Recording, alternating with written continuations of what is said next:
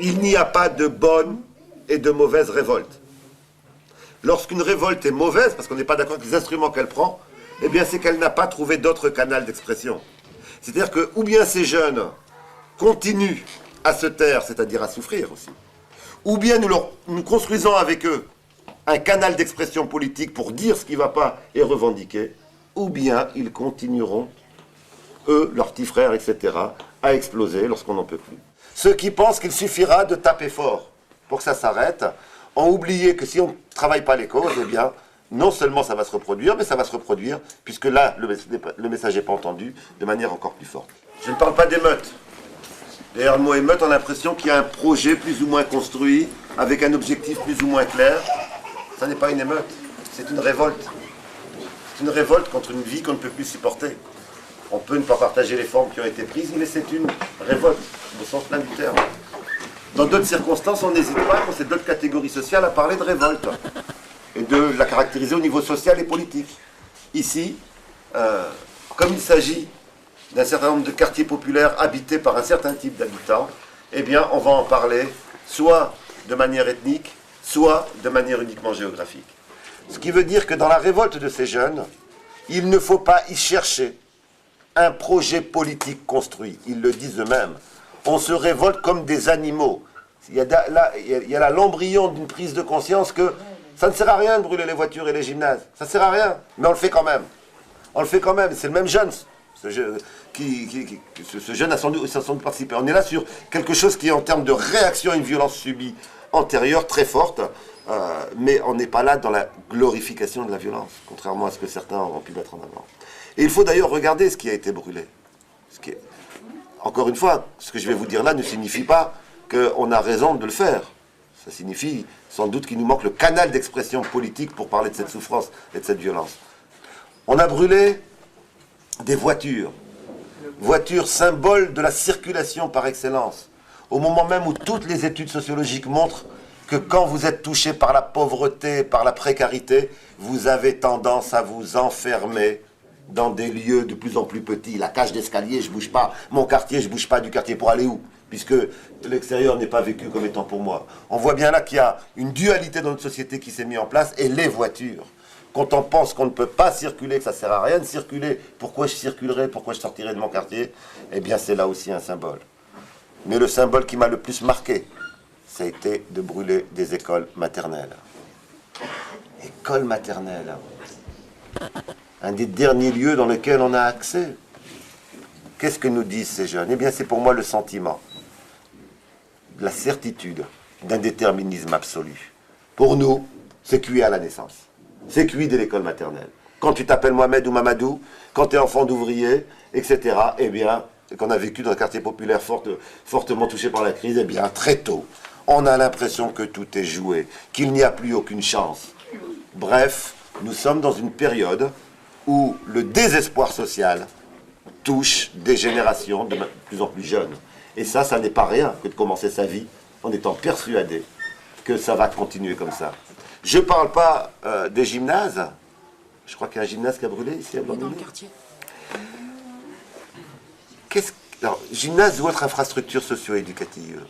Eh bien, depuis des années, on a des gouvernements qui nous disent, en même temps que la population leur dit le problème c'est l'emploi, on a des gouvernements qui répondent, ben, nous, en termes d'entreprise, on est impuissants. Rappelez-vous la fameuse phrase de Jospin. On ne peut pas s'ingérer dans le monde de l'entreprise, on est impuissant. Par contre, on peut faire la politique de la ville. Ce qui ne veut pas dire qu'il ne faut pas faire d'action. On peut vous donner des tables de ping-pong, on peut vous faire des activités de loisirs. Vous pensez qu'à force d'entendre ça, entre la perception que le besoin premier c'est l'emploi et la réponse en termes de loisirs ou en termes d'autre chose, vous pensez que les gens finissent pas par se dire mais on est en train de nous leurrer. Et pour un certain nombre de jeunes de manière semi-consciente, parce que ce n'est pas de la théorisation politique, il y a dans le fait d'avoir été spontanément brûlé des infrastructures, pour moi deux messages. Un, eh bien, on va brûler les infrastructures qui restent. Un des jeunes disait, il n'y a plus de secteur public, l'État on ne le voit pas, hein, dans le film, l'État on ne le voit plus dans nos quartiers, on voit que la police, etc. Et secondo, eh bien, montrer que ce n'est pas des loisirs qu'on demande en premier. Alors quand je dis ça, n'allez pas dire M. Bohama, il est pour fermer les centres sociaux et compagnie, c'est pas ça. Ça ne doit pas servir de contradiction à autre chose. dernière phrase qui m'a semblé marquante, juste pour dire que si nous ne faisons pas attention aux messages sous-jacents au discours des jeunes, nous nous préparons des avenirs qui vont être encore plus tristes. Voilà ce que disait un des jeunes. Toi et ta génération, vous êtes les Martin Luther King. Ils pensaient à la marche pour l'égalité. Nous sommes les Malcolm X. Si ça ne change pas, ça sera les Black Panthers. C'est-à-dire que ceux qui pensent qu'effectivement, il suffira de mettre des centaines de jeunes en prison, là, ceux qui pensent qu'il suffira de taper fort pour que ça s'arrête, ont oublié que si on ne travaille pas les causes, eh bien, non seulement ça va se reproduire, mais ça va se reproduire, puisque là, le message n'est pas entendu, de manière encore plus forte.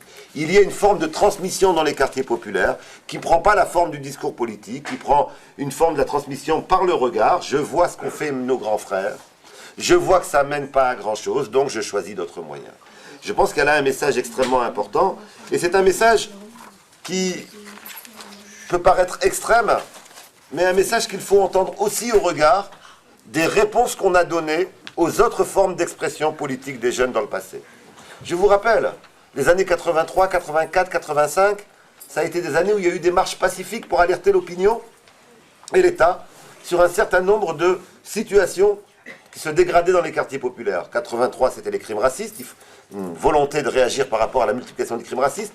84, c'était déjà plus seulement les crimes racistes, puisqu'il y avait pour Convergence 84 toute une série de revendications.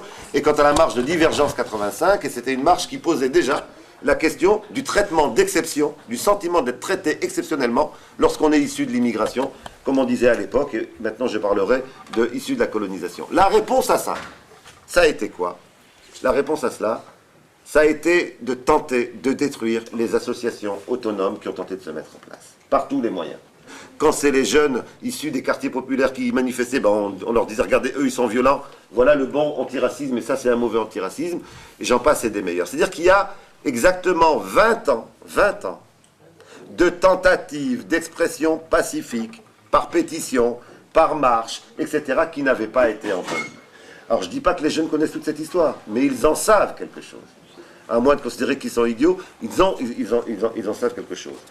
Alors, l'autre élément que je voudrais souligner, c'est que ce qu'il y a de nouveau dans la révolte sociale que nous venons de vivre, ce qu'il y a de nouveau, ça n'est pas que des voitures brûlent.